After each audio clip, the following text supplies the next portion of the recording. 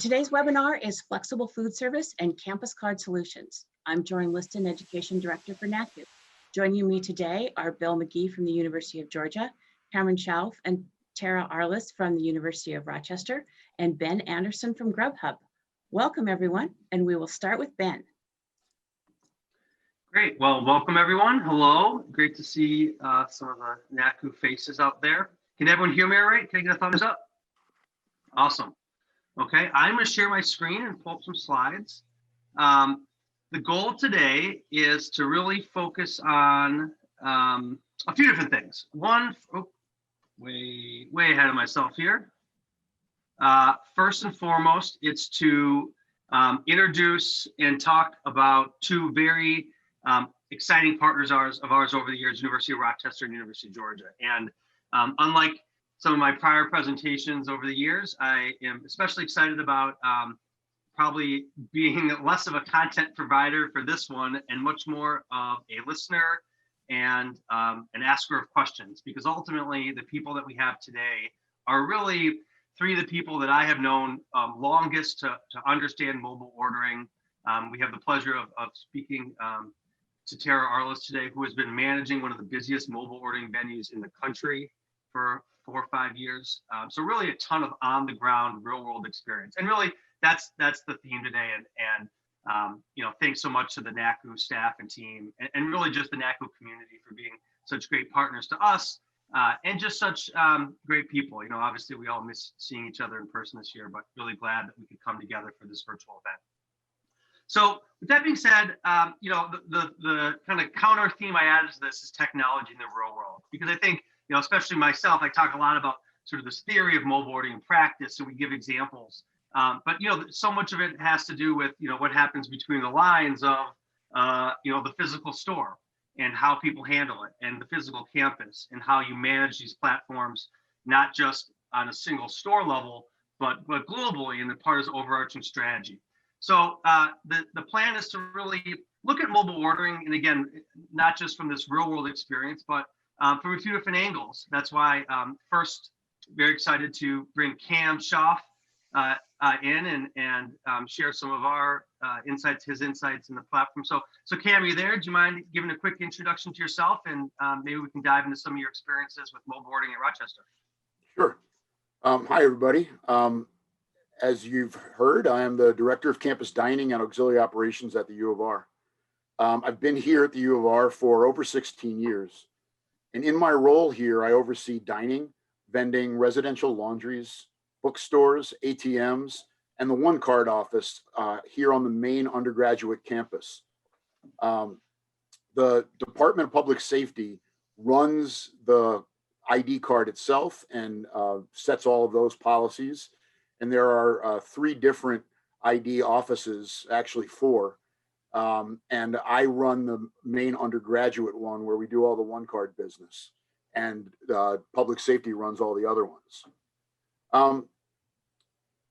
Here at the University of Rochester, we have 3 main campuses. The undergraduate campus that I was talking about is known as the River Campus because it's nestled right next to the Genesee River and bordered on the other side by Mount Hope Cemetery.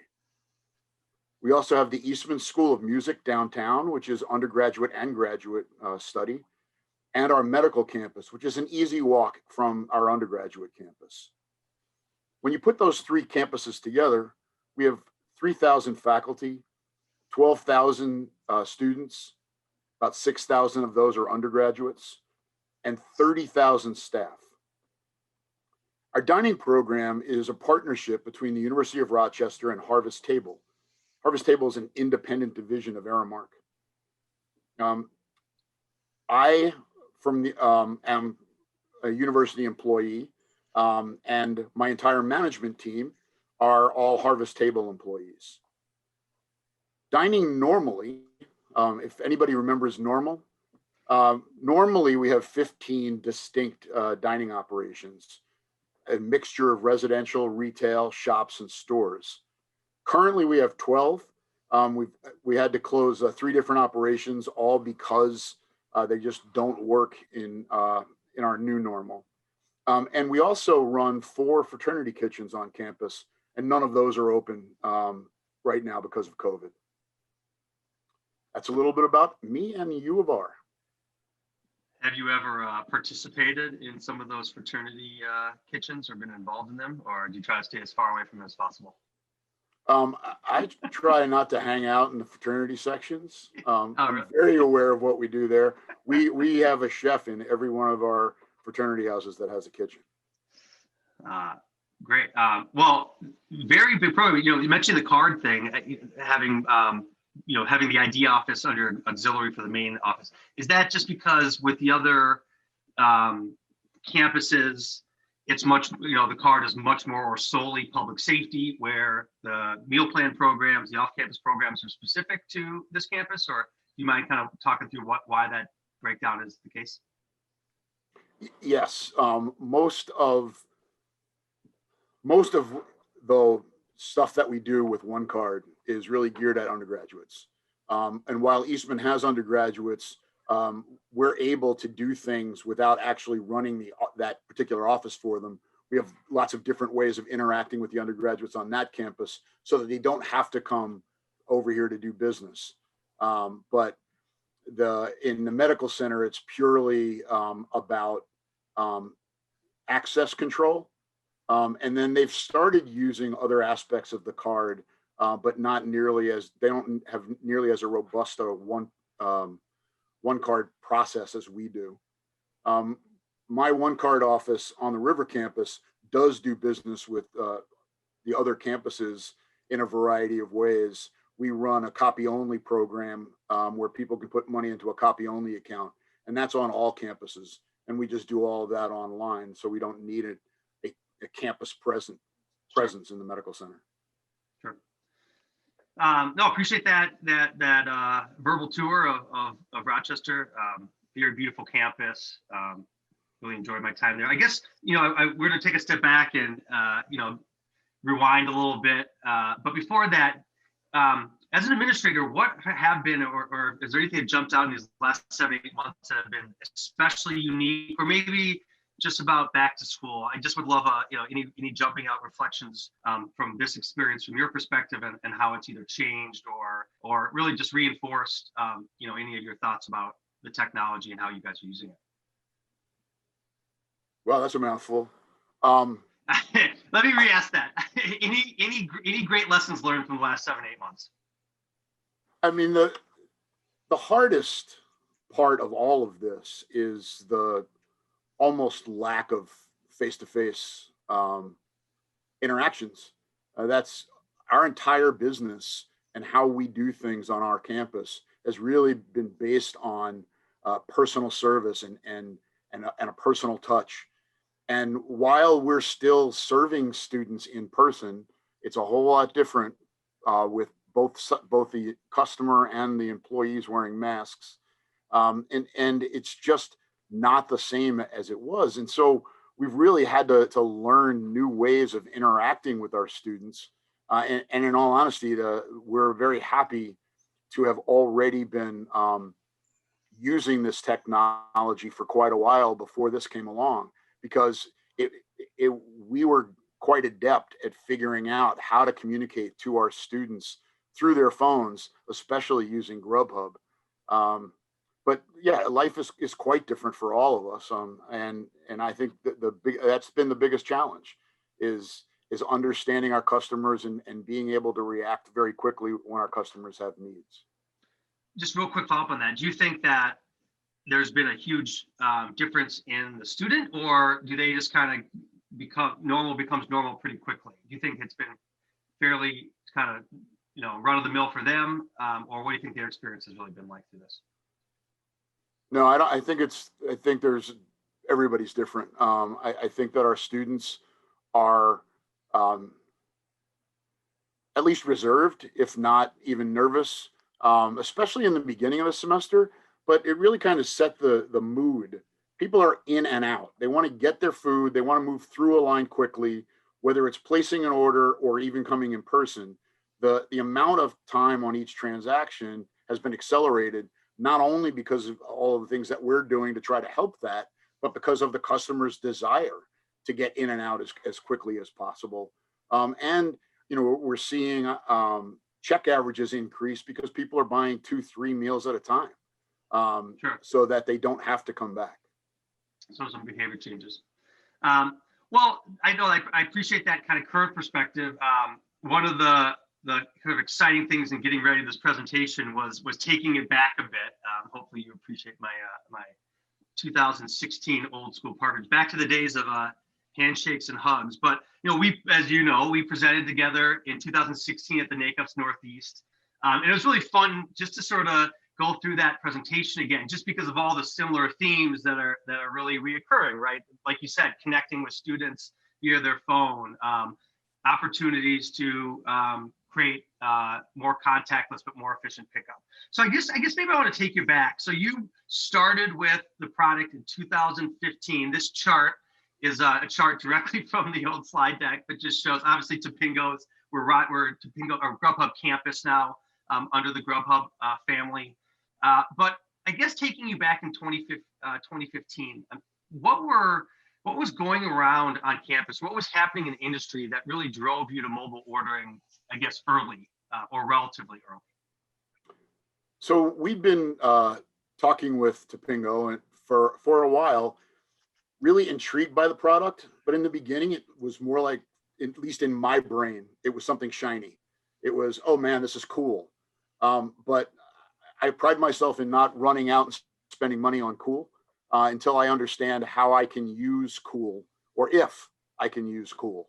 And so we were looking at our operations, and we had a really good problem.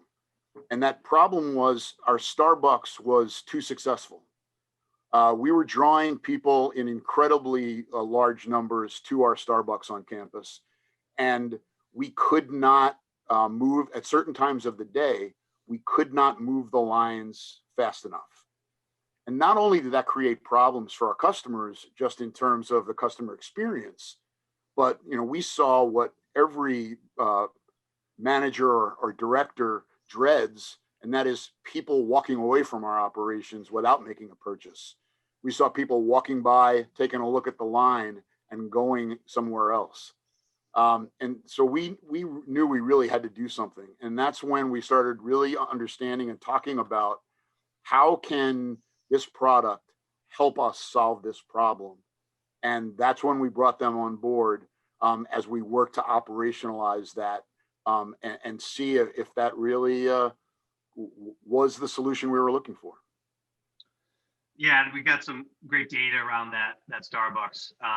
But before we dive into that, and I think I know what the answer to this is going to be, but what was the conversation like? I think both with the administration and your peers there, but also the operators, the team on the ground. Obviously, mobile ordering in 2015 was very different than mobile ordering in 2020 from what people were, how comfortable, especially operations staff were. So do you mind, was there friction on either ends of that from the administration and for staff, and how did you navigate that, especially, again, pretty early in mobile ordering's legacy? The key for us was, because the key for us was Starbucks, it was really important that the Starbucks team was involved in the decision-making. And so it wasn't a case of me saying, oh, I just got this cool solution, here's the tool, make it work. We went into this decision together, looking at, here's what we think it can do. Let's look at it. Can you operationalize this in your brains? Does this look like something that'll work for us? To be quite honest, in my position, I don't always have to ask permission from people above me. I'm one who's much better at begging forgiveness if I've done something I shouldn't have. So there was no friction with any administrators because I just didn't tell anybody. Okay, wait, just to interrupt you there. So your advice is for all these auxiliary campus card directors is to implement technology and then ask their boss. That's what I'm hearing from you say. It's to know who on your campus will be impacted by any decisions that you make, either financially or operationally. Involve them in your discussion, and then tell other people later what a fabulous thing your team has done. No, that's great advice. Now we did have folks, But Yeah. just, it wasn't all rainbows and unicorns. Oh, I would imagine. No, absolutely. I'm sure There, you had a lot of there people were that were looking folks, at you like, you want to do what? there were operators that said, I know you're going to do this more than just Starbucks, and I don't know how it's going to help me. And there was some of that. And again, we worked through that. We needed to listen to the operators, work through that, but we didn't need it to be working great everywhere in the beginning. We had a couple of places we were really concentrating on, and we needed to make sure that it was working the way it was intended in those operations, particularly in the Starbucks. Sure. So let's dive into that Starbucks. You are familiar with this. The following slides, I imagine some in the NACO community have seen over the years. This is data that I cannot pull anymore. We're not tracking students, but I remember the first time I saw this. It was probably 2015. I think it was right around when this presentation was happening. And I remember how enlightening it was for me personally, because for the first 3 years of implementing mobile ordering, the operational question or concern you'd always get is, well, is this cannibalization? Are these people they were staying in the line anyway? Mobile ordering is an easy way to jump the line. And I think when I saw this, that just was clearly not the case. So what I'm going to show here in these following slides is each green dot represents where someone was physically standing at the Rochester Starbucks when they placed their order. And in kind of aggregating this and looking at it, you really start to see these lifestyle trends come to life. It's not just a bunch of people standing in the back of the line, it's people from all around campus. And I think what's really cool is because of the advanced nature of the throttling technology, and we'll get into a little of that, right?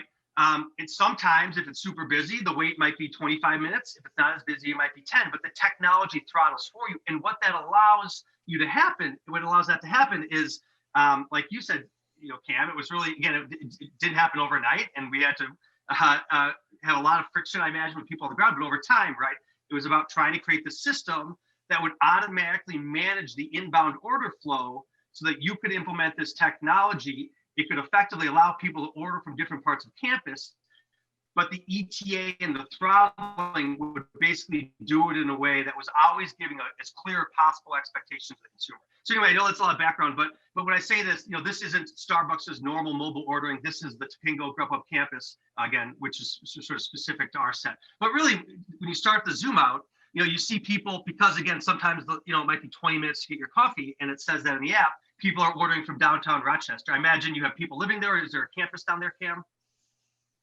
Right in the center? Yeah. So yeah, gotcha. Okay. Yeah, and then you zoom in, and I always get a kick of I think this was the winter, so the person was not swimming for the Starbucks. They were, I believe, walking over the ice. But, really these patterns come to life. Now you come in and you can see all the people that were ordering from the library, people that are traversing campus, people that are ordering from the parking lot. So anyway, I know for me, this was a really revolutionary way that at least I started thinking about the product differently. And it was really validated a lot of what we'd done in the early years.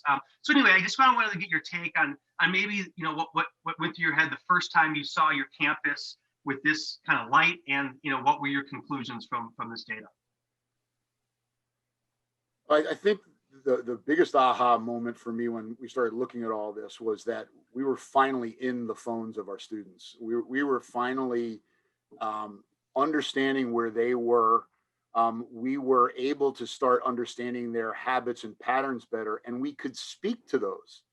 So when I went to Eastman School of Music, that has only 2 operations on their campus, and one is in their residence hall, they were saying, well, why is this of value to me, this mobile ordering?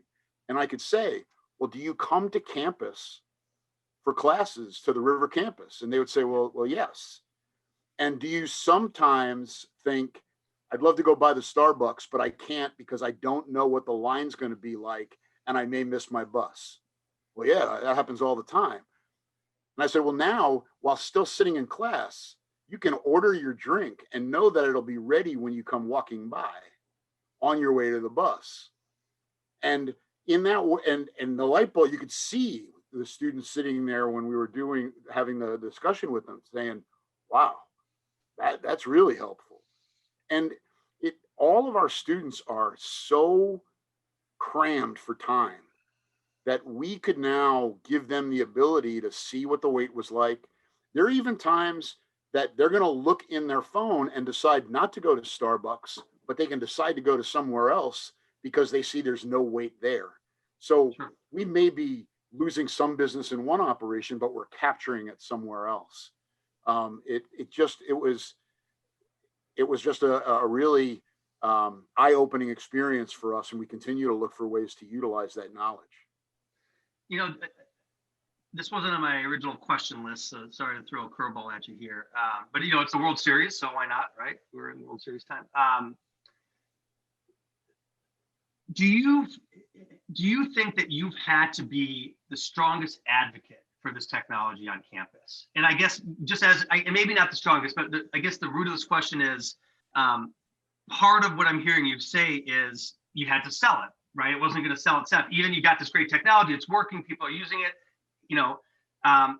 So tell me a little bit about what went through your head there. Was it about just making sure the program was successful, or was it really getting down to you felt you had a solution to people's problems and you were just trying to communicate that? I mean, I don't know if that question makes sense, but do you mind just kind of giving a little bit of your thought process into what was going through your head when you were really pushing this on campus? Well, one of the things that we worked very hard on here is making sure that we're getting feedback from our students all the time. And in doing that, it's become our pattern and our mantra to make sure that when we make changes based on what we've heard from our students, that we let them know. So I don't think it's so much of a salesman as though there's some of that. I think that we really have to, we're always working to communicate, to say, hey, this is what we heard from you. This is what we're doing. You need to give this a try, because it's not aimed just at you getting, spending money with us. It's aimed at you being able to manage your time, because you're telling us that's an important thing. It's aimed at being more transparent in our business, in that it's telling you how long your wait times are. It's just been, and I need to make sure that everyone understands the value. I have faculty and staff. I'm sure many of you are deal with faculty and staff all the time who say, you never think of us. I want to eat at noon and I can never get something to eat at noon because that's when you're so crowded. And so again, I meet with faculty and staff and say, that's why you should use mobile order. You can find out when we're busy and when we're not. And you don't need to stand in line twice. You can place your order, come pick up, and you're gone. You've already paid for it. So it's really just, you can't just buy something and put it on the shelf or put it on the counter and think that it's going to solve your problems. You have to work with it. And my job is to make sure that all of our constituencies know about the product and know why it can be valuable for them. And then I need to stand out, get out of the way of my operators, support them where they need the support, and let them make this tool work for us. No, I appreciate that. And always with this kind of constant feedback lens of going to the stakeholders, whether it's the campus staff. No, I think that's interesting. But I think what I'm hearing, which is great advice, and you know, this is something I learned, I think, the hard way, is, you know, there's never one decision maker on a campus, right? I know everyone obviously knows that's on this call, but being able to create advocacy from the other operational people. I think when I look back at 8 years of mobile ordering experience, it's actually what you said is probably the secret sauce, is how you get the other advocacy groups or just power centers or just people around campus to understand and potentially be advocates of this, to understand how it fits. So, you know, I'm super excited to dive into the operations with Tara. But before you go to that, I teased the description of this by saying it's really going to be a high impact session, and hopefully it is. But one of the things I want to do is ask all the questions that I get all the time, and put those to people that have better answers. So what we're showing here is a picture of our dashboard.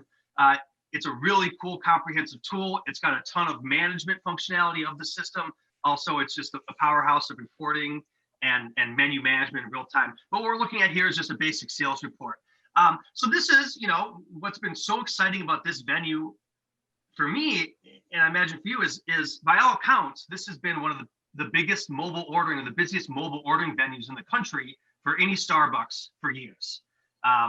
I know early on around this time, and when we were doing 2015, 2016, mobile ordering was 30, 40, 50% of overall volume. So I just wanted to give everyone some context here. This is just the Starbucks for pickup, but you guys were doing before COVID a little over 1,000 orders a day, 43,000 sales a week.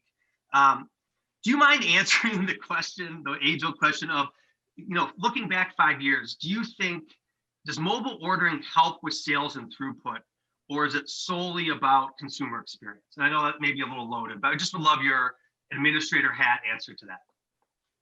No, we definitely have seen an increase in sales because of our ability to improve throughput. Because we're able to virtually make the lines go away. There is room for much more business in terms of business from passersby. Our faculty and staff still aren't into mobile ordering to the level that our students are.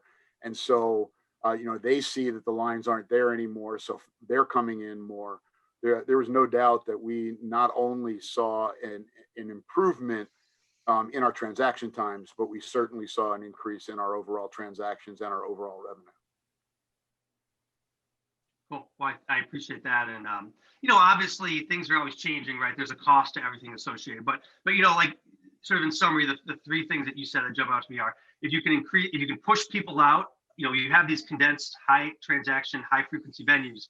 By pushing people out into these broader communities, into the broader parts of the community, you really can increase throughput and create that experience. And obviously the net result can be sales. So no, I really appreciate all that insight. Hopefully that was really helpful. I'm definitely going to ping you out a couple questions, some that are very specific to off-campus programs that I know you've done a lot with. But before we get to that part, wondering if we could bring Tara in to really dive into the operations of this. Would you mind introducing Tara for us all? And I'm just going to pull up a different screen here while you do that. Yeah, not at all. I can talk about the value of the tool that we have purchased for quite a while, but we would not be as successful as we are if we didn't have absolutely awesome operators that put this tool into practice. And Tara has been at the center of this from the beginning. Tara Arliss is our hospitality director over our shops. And she started out working with Starbucks and then has expanded our horizon to all of our shops and brought her expertise and her analytical thinking to all those shops. And I don't know where we would be in our mobile ordering and in using in our business growth without Tara. So without further ado, I give you Tara Arliss. Thank you. Hi, Tara, you there? Hi, I'm here. Awesome. Well, I warned you I was going to do this, but I want to welcome all the NACU community to the person I would guess on the planet that has the most operational mobile ordering experience of anyone that I know. So I really am glad that you could be here and share some of that. Do you mind maybe starting with with your background with Rochester, and then maybe a little bit of the experience, the story of mobile ordering and how you guys started it and when you started it at Starbucks there? Yeah, absolutely. So I've been with the company for 8 years now, and I was actually the assistant manager for Starbucks when we were first implementing what was then Topingo on campus. So as Cam had mentioned, what we were trying to solve is capturing costs, capturing those guests that were walking away after seeing like a very large line. Our Starbucks is located on the 3rd floor of a building called Wilson Commons, and there are twirly stairs. And quite often our line would wind up the stairs. If we tried to reroute the line so it wasn't like blocking an entrance or exit, it would cut through our lobby. Obviously, we don't like to see sales walk away, but there were starting to be issues with like the campus fire marshal, things of that nature. So when I first started, my job was to assist my manager with implementing mobile ordering. So where were the printers going to be? How is this going to look operationally? What changes would we have to make on the floor for that? And after about a year or so going through all the technical background in operational changes, I was promoted, and I think I scared everybody quite a bit because I kind of tend to work backwards. I viewed it as like ripping off the Band-Aid. So I took our printer throttle and threw it in the garbage, so to speak. Whereas my prior boss had liked more of the sure thing, slow and steady, see what we can handle and start going upwards. I just completely removed it and saw how many guests would come in. And then from there, I knew it was going to overwhelm us for a little bit, but it would also show me where our bottlenecks would be. And it allowed me to go to people like him and say like, hey, I can put through this many people. I need a second oven. I need to be able to reconfigure the floor. I need one bar that is solely just for in-house guests and one bar that's solely for mobile order guests. So that's a little bit of my experience in implementing it. And like you said, pre-COVID, we were doing, I think our highest day was 1,316 patrons.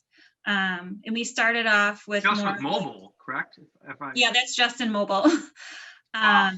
And then what was the estimate on the walk up on top of that? It is currently and has been for about a year, 2 years now, a pretty even split 50-50. Wow. So 50% mobile. Wow. And that's with all the existing ministers. How do you break up staff between, you mentioned you kind of have a separate area. How have you managed staff for mobile or not? I mean, obviously there's this question, I get this all the time, is do you dedicate separate staff or not? And usually what I tell people is when you get started and if volumes are lower, then maybe you just have sort of a hybrid. But once you get to a certain volume, it probably makes sense to dedicate humans to it.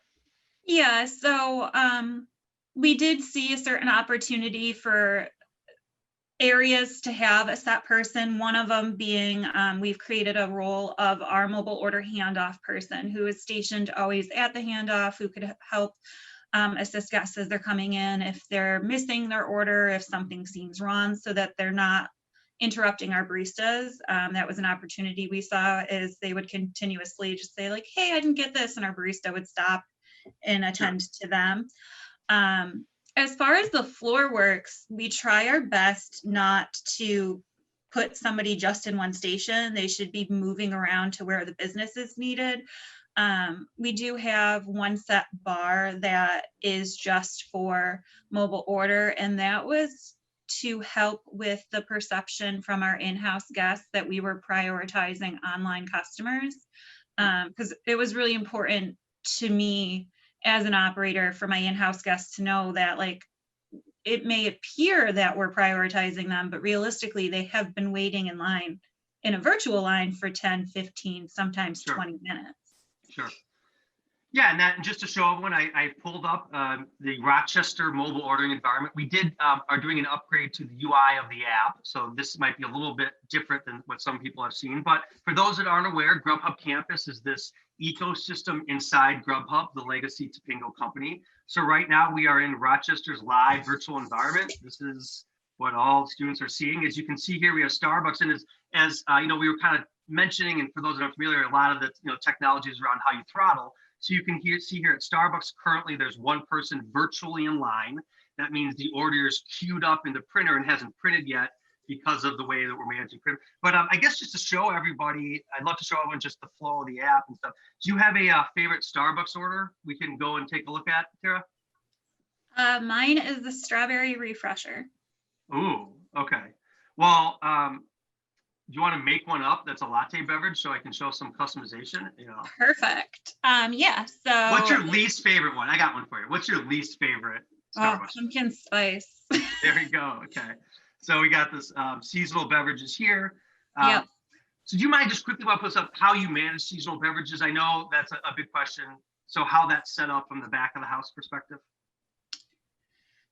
We are working through changing that right now, which is probably a fun new thing. But on the back end, we get the drinks set down from corporate, the recipes sent down from corporate.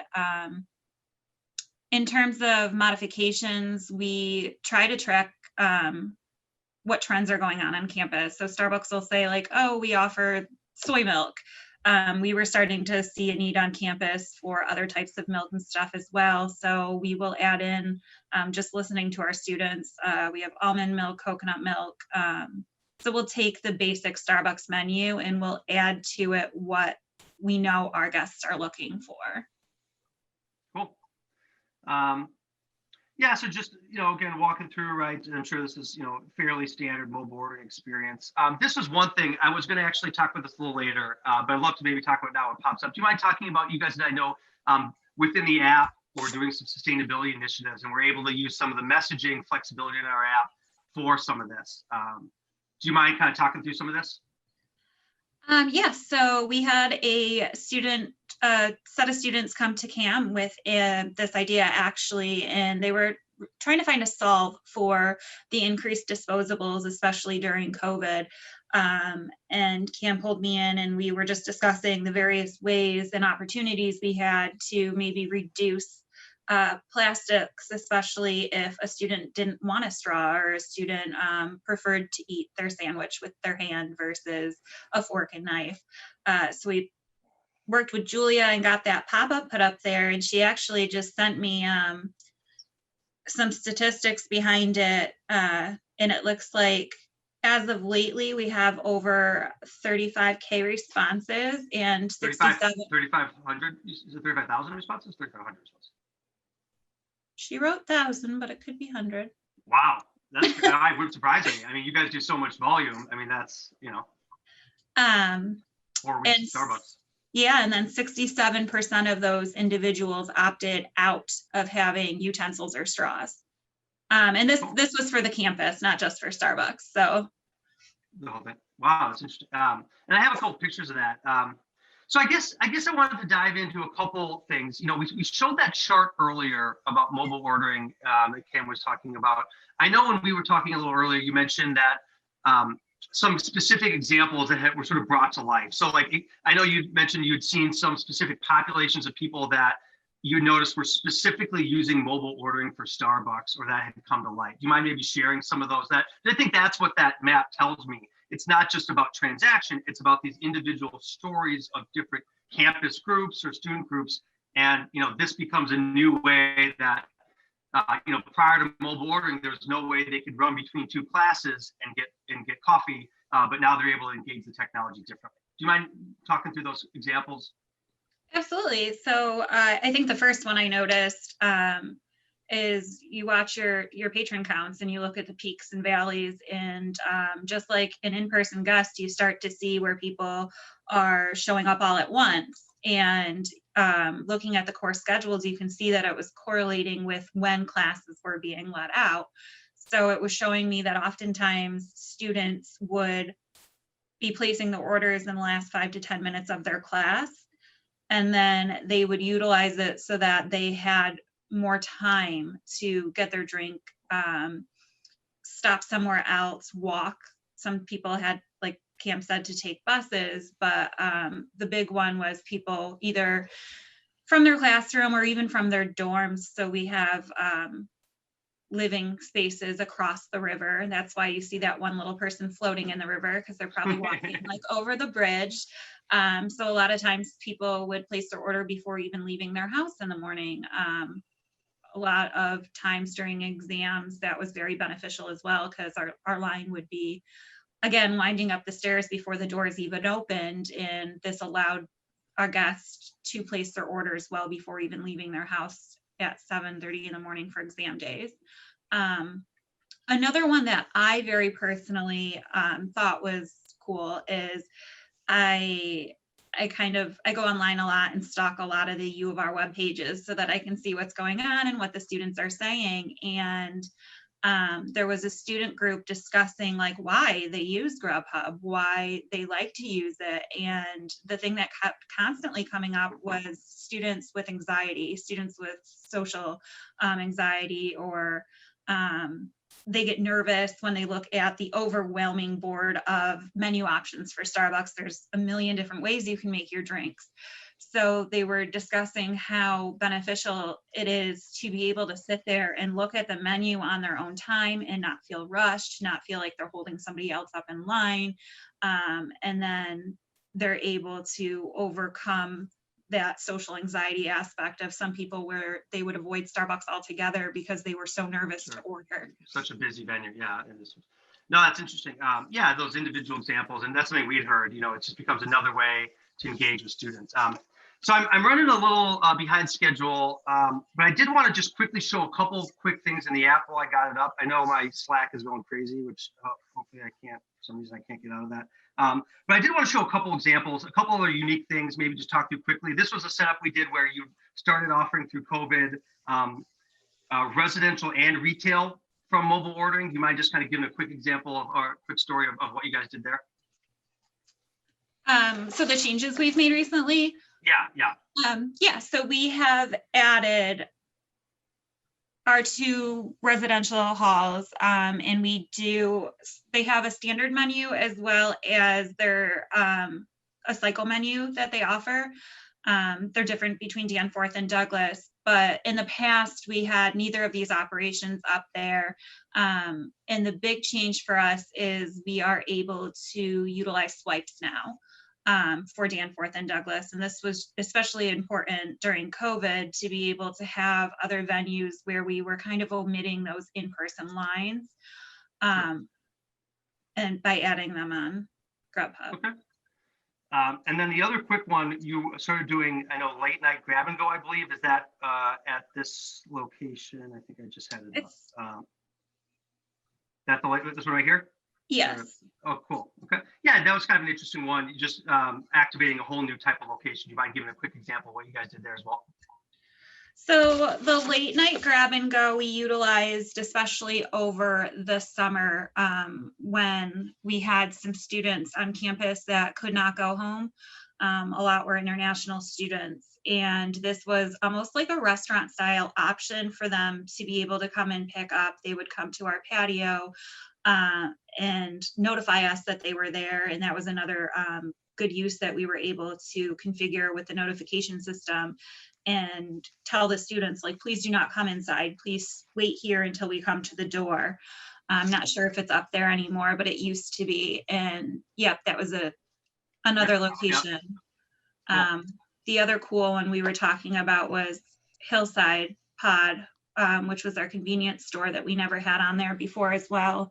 I know you guys have the reservation system now, but prior to the reservation system launching, we had worked together to find a way where our students could pre-order during a set time and then come and pick up their order later, almost like an Instacart. Yeah, and that's one of the areas I'm super excited to continue to expand into, is some of that meal service and grocery deliveries expand. So, well, listen, here, I really appreciate that. I'm going to kind of, I guess, maybe jump back to you, Cam. While I'm doing that and pulling up your slide, the other kind of high impact question I wanted to pull you on was, I know you've done mobile ordering in other venues and other systems. What is your advice to operations that are starting mobile ordering, or maybe the other way to ask that, or what are the key factors that you see in making mobile ordering successful? I think the 2 biggest key factors would be partnership. I noticed in a lot of me visiting up their campuses, and I was pulled in quite frequently to see what could be done differently, what made some locations successful versus others. And a lot of the times I found it was the engagement between the partners. So with us and Grubhub, there were so many times people would fly in just to view our operations, to see what I was talking about when I called them. I used to call Grace all the time and be like, do you think we could do this? Do you think we could do this? And she never really understood till she came to visit us. So reaching out, asking questions, involving each other.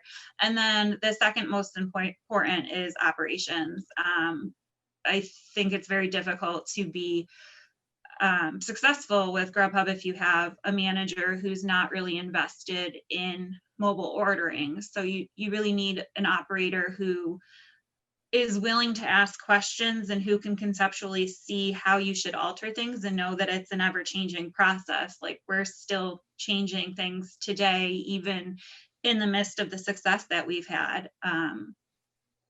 But yeah, I think those are the 2 biggest. And you mind just, one of the things I think we have done dramatically in the last 5 years, especially working with you and team, is given so much more access to real-time tools and things like that to operators. I think we've always had the stance that we want to provide great service, so 24/7 service, but the reality is it seems like sometimes great service is giving you the ability to make changes and things on the fly. Do you mind talking about some of the tools you use to kind of manage the system in real time, or maybe just an example of how you do that in the real world? Yeah, so I think the biggest change for us was the dashboard access to the advanced menu editor and being able to alter our own menu in real time without having to reach out to support. Back a couple years ago, before this was allowed for operators to have, Tyler and Grace had come up and they had shown me it, and they did allow me access, which was great. Because oftentimes from a Starbucks perspective, there were just so many customizations we wanted to add. And at the time, support was building it from like a corporate branded menu that was sent down to them. Now it's especially useful because we've added those dining halls and our chefs like to change recipes. So so we were able to get some of our directors access. There's an official training now that they can go through, and our chefs and directors can go in and say, you know, we really wanted to use this local product, but we were shorted it and they gave us this instead. And they can change the menu multiple times throughout the day if they have to, right through their computer. Cool. Well, I very much appreciate your insights in all this, and thanks for being such a wonderful partner and really, again, helping us as a company understand what this product means. So your insights mean the world, Tara, and thank you so much for your time and your partnership. It means the world. Thank you. So I know we just have a few minutes left, and I got a lot to cover. So Cam, the other thing I know is really important to this audience is off campus. And I know this is a very different part of the conversation. Obviously, everything we've talked about is so on premise. And Bill, just going to jump to you right after this. But do you mind just telling Cam what you did from an off-campus perspective? And really, the way I kind of have thought about it, or at least heard you say it, is there are really two things you did. You engaged Grubhub for a flex program, and then earlier you used it as a way to react to the changing COVID conditions, to kind of, rather than refund or roll over the meal plan. Do you mind giving those examples to the audience? Sure.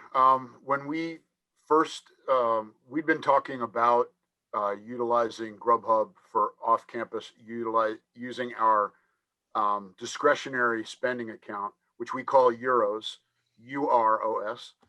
And we have been working with a different partner on that program, and we were looking at maybe moving to Grubhub. And then COVID hit, and we sent a lot of our students home, but a lot of students stayed. We had about 700 students stay. And out of those 700 students, a lot were not wanting to come out of their rooms. And we were really worried about how we were going to feed these students spread out throughout campus. And students that were quarantining themselves on their own off campus. And so I reached out very quickly to Grubhub and said, okay, you know what we were talking about doing? Can we just start doing it tomorrow? And not only can we start doing it tomorrow, can we do it and use not only our discretionary spending account, but our meal plan dollars as well? And while you're thinking about that, I just want to be transparent on this. The idea of using meal plans off campus makes me crazy, as well as all of my directors crazy. So it's not something that we're going to want to do forever. So we need to do this solution until we get to the end of the semester. Then we need to yank it. And through partnership and a couple of quick days of back and forth, within less than a week, we were up and running on students being able to use both of their both of their declining balance accounts anywhere to get food delivered to them. And the students, financially, that was not the best thing that I've ever done in my life. But in all honesty, it wasn't about financial at that point. It was about making sure that our students were taken care of. And when we sent that email out to the students, the emails we got back of thanks, that we were letting them utilize their meal plans, get full use, and not even come out of their rooms if that's what they felt they needed to do. It was just a fantastic experience. Since then, we backed off.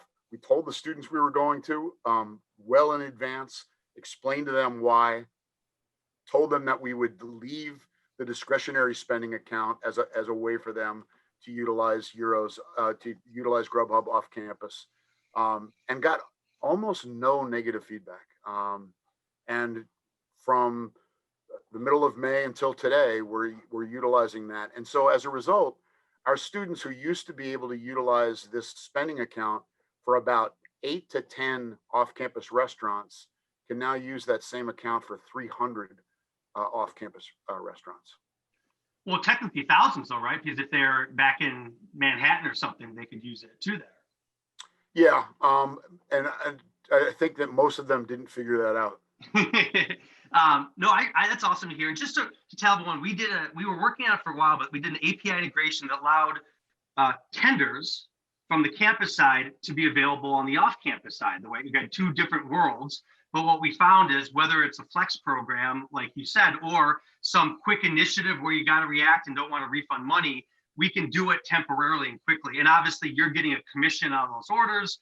The students can't buy alcohol, et cetera. So it follows all those off-campus guidelines. So listen, I really appreciate your insights, Cam. Obviously, I would love to talk to you for hours and get more of them, but I know you got to drop off too. So thanks so much for the time, and really appreciate the partnership, Cam. Pleasure. Well, Bill, I know, Bill, are you there? I'm so sorry. I wanted to get you a little early, but luckily, you are so smart and efficient that I think that we can even cover a lot in these next 5 minutes. So you ready and willing to try? Oh yeah, ready to go. Hey, real quick, someone got a question that you're a perfect person to answer. Can you talk a little bit about the real-time nature of how the system connects to campus cards? Obviously, you have some personal experience with Atrium and Blackboard, but I'm sure it's real time with all the systems. Do you mind just giving your insight there? Yeah, it's a simple integration. No matter the major card system, whether it be Blackboard, Seaboard, Atrium, there's just an API interface that points between the two, and you can set up, like Cam was talking about, either it could be your campus debit card, it could be your meal plan debit account, or other accounts that you needed to create. You can set those up almost in near real time and have them functional within hours or a day. So yeah. It's very simple. The balances are hitting the balances are hitting real time. Yeah, I mean, the dashboard I think takes, but it's all obviously real time transactions, and basically the same thing as if you're swiping a card. Cool. So I did one of the things. So Bill and I, Bill was one of the first people I met in the industry. He got a random cold email from me after you attended the Southeast Blackboard Conference with Jonathan, and I think I emailed you in December of 2012, and came on to visit you a couple months later, and I did interview you for an article later on, but you guys didn't work with us for many years after that. I wanted to bring up one of your quotes from the article and get your reflection on that. But before I did that, I wanted to make sure we didn't miss the cool things you guys are doing with reservations and social distancing. So if you don't mind, Bill, I want to maybe start there and then come back to this if we have a couple more minutes. Does that work? Okay. Sure. So this was the first app I remember when we first visited, but obviously the technology has changed a lot since then, right? Now it's mobile ordering and kiosks that can also be point of sales and back of house equipment that's all real time and very exciting, and TV products that we talked about, right, that show the visual cue and full reporting. In the real world, right, this is an example of Chick-fil-A where you see the kiosks up front and the various KDS systems that are station specific can route, and the TV in practice. So anyway, obviously, we sort of joked about this on our prep call, but how much the system has changed over time. But there were a couple of things that you guys were doing uniquely. Can you mention one of the things? I know you guys were doing some stuff with reporting. Do you mention what you're doing specifically with reporting and how you're aggregating some of our data? Some of what we're doing, we're taking a couple of different ways. Let me back up. We reached out to Ben and other contacts at Grubhub and said, we need some specific reporting for reservations. So we could better define our reservations, better manage how many people were reserving. And I'm just going to show in a quick, conference Bill, room. sorry, I'm going to pull up the Yeah. app of what the reservations look like, so just so people can see what Yeah. it looks like. Sorry, go ahead.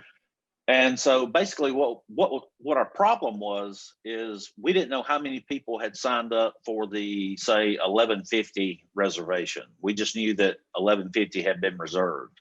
We didn't know if it was 2 or 200. So Ben and his team literally over a weekend were able to go in, build a report, and later in that week refine it so we could get it on the hour to know exactly how many people are reserved, how many people to expect, how many seats we had available so we could let real-time customers come in and offer them a seat.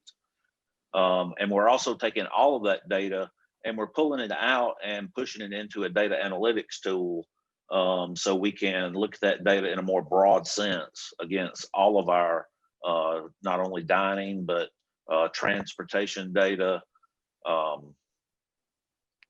recreation data, entrance data, you name it, we can pull it against each other and see trends and analysis and do some predictive with it with our business analytics tool. No, I appreciate that, and that was something that we realized, right? Oftentimes, you all are using, card offices are dumping data into different aggregation systems or BI tools. So we said, hey, why don't we do that too? And it was pretty easy for us to do that. So anyone out there that's interested in that and maybe a current client. Also, the Grubhub TV for social distancing. Mm-hmm. So this is that there's 2 TV really, right? There's one that's one shop and then one that's multi-shop. So this was something we also worked on fairly recently, just around making sure people are aware of how busy the various venues were, and really helped accommodate some of the social distancing. Do you mind kind of talk about how you use this TV product? Yeah, sure. The what we did was, and I'll get quick here because I know we're running out of time, but basically we put this up in our student center. So as students come through our student center, they could see, where they could go the quickest or how long their wait was going to be if they decided to go to the busiest location. We also had it in our main dining hall, Bolton Dining Commons, so that as they walked up, they could decide, wait here or go to another location. So very helpful for our students being able to see this one screen of all the wait times. Sure, and obviously dynamic in real time, it changes as it goes to show up. Yeah.